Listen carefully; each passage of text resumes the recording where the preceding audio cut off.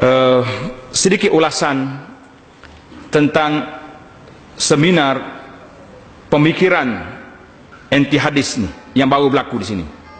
Yang sedihnya dihadiri sama oleh orang-orang yang sudah melintasi umur-umur yang warga mah lebih lagi pada tu lagi. Tak tahu sudah lama lanjut usia dah. Anak bila timbul isu ni, saya buka balik dalam almari, jumpa sebuah buku yang ditulis oleh Ustaz Amaluddin Darus. Tajuk dia Kasim Ahmad Murtad atau Mu'allaf. Tajuk dia. Saya tak, itu tulisan dia, bukan saya kata, saya tak tuduh siapa-siapa. Tahun 86 kita baca. Rupanya polemik itu tahun 86, 96, 10 tahun. 2006, 20 tahun. Sehari ini 14, sudah 20 berapa tahun? 28 tahun baru hidup balik. Bermakna ahlul batil sumud ala batilihi, kuat semangat duk mempertahan kebatilan. Dia senyap bukan mana mati, macam api dalam sekam. Mana senyap tak mati. Jadi kita tak boleh sedap hati. Tengok orang jalan sesat hari ni, bukan boleh sedap hati, akan berlaku di situ. Api dalam sekam tak mati.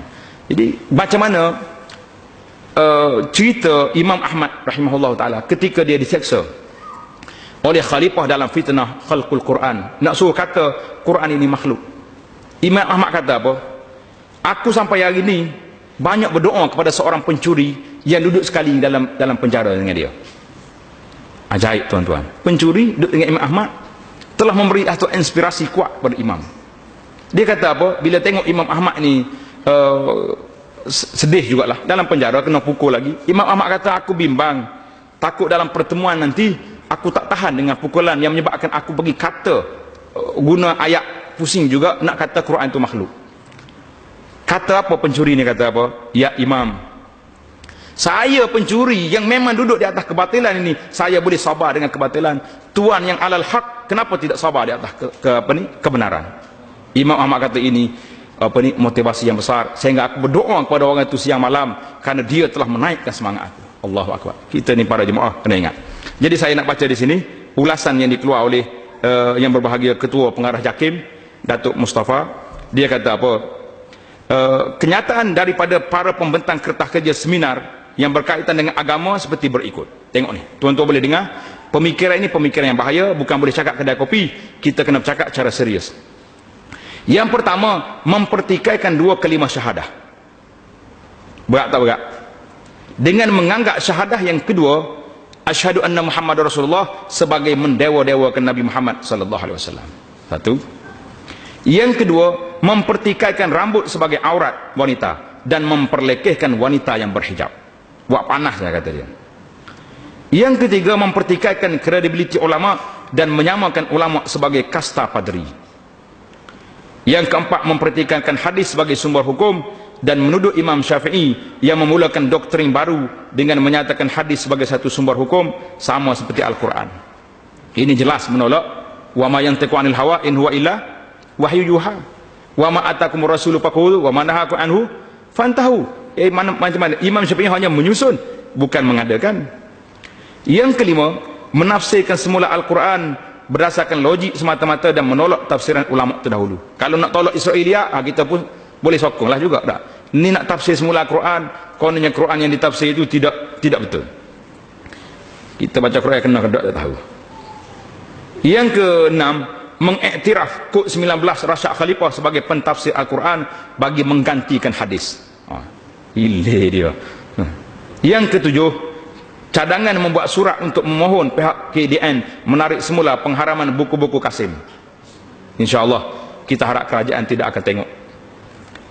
Jadi ini rumusan seminar yang dibuat di mana?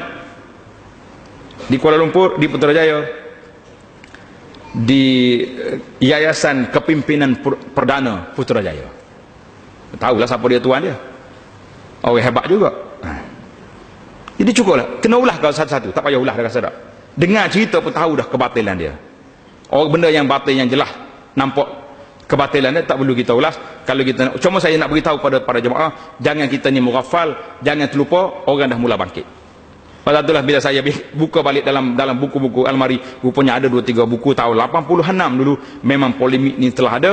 hari ini setelah 20 tahun, hampir 30 tahun, timbul balik.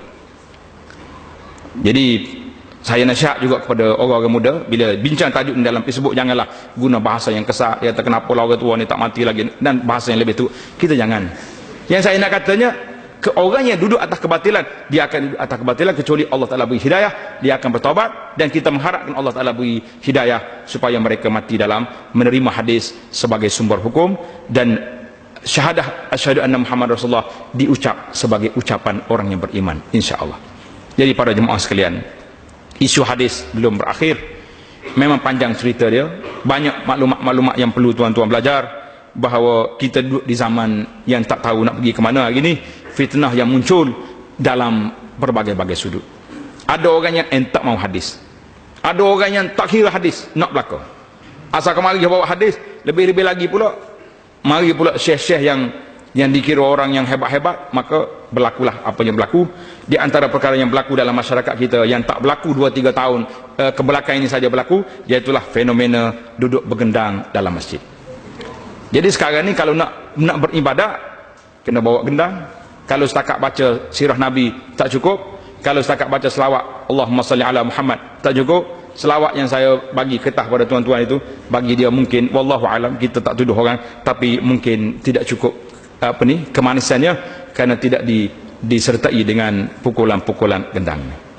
Al-Imam Abu Tayyib At-Tabari, seorang tokoh yang hebat dalam fiqh Syafi'i, dikenal dengan nama Imam Abu Tayyib At-Tabari rahimahullahu taala. Dia sangat keras mengatakan bahawa akan berlaku orang-orang ini, mereka akan beribadat dengan pukulan-pukulan, dengan nyanyian-nyanyian gendang. Ini bukan daripada ajaran kita. Ini fiqh. Banyak ulama-ulama besar dalam fiqh Syafi'i telah menegur perkara ini. Di antara yang hebat, yang keras, iaitu Al-Imam As-Suyuti rahimahullah, menegur cara keras. Siapa yang menyanyi dan bergendang dalam masjid, fa akhriju, dia kata keluarkan mereka daripada masjid. Kita hari ini tak lengkap kalau masjid kita tidak dihadiri dengan pukulan-pukulan. Kerana itulah dulu orang tak sebut cinta Rasul, mau sekadar baca sejarah, tapi hari ini bukan cinta, lantunan cinta Rasul. Jadi kalau nak cinta Rasul, lantun dulu baru cukup syarat.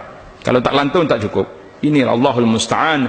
Kita mengatakan fenomena ini kalau tidak dinasihat, dan saya mengharapkanlah supaya pihak-pihak yang bertanggungjawab, yang ada otoriti dalam agama, mengambil pendekatan memberi nasihat pada masyarakat.